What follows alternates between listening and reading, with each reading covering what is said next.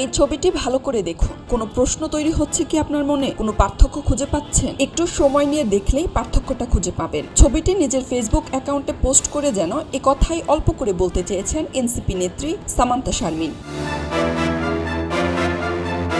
এনসিপির জ্যেষ্ঠ যুগ্ম আহ্বায়ক সামান্তা শারমিন ছবিটি পোস্ট করে লিখেন, visual representation of first class and second class citizens of NCP, ব্যাটাগিরি মুর্দাবাদ।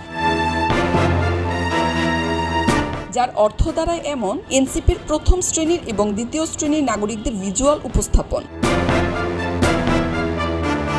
এর পরপরই ছবিটি ছড়িয়ে পড়ে সামাজিক যোগাযোগ মাধ্যমে। ছবিটি নিয়ে সমালোচনা বাড়তে থাকে।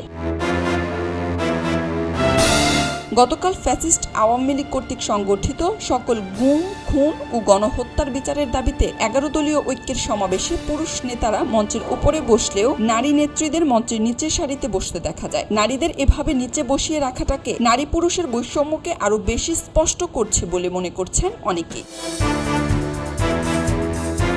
তবে এ বিষয়ে 11 দলীয় নেতাদের কাছ থেকে কোনো প্রতিক্রিয়া পাওয়া যায়নি। খবরের কাগজ, নিখাদ, নির্ভীক, নিরপেক্ষ।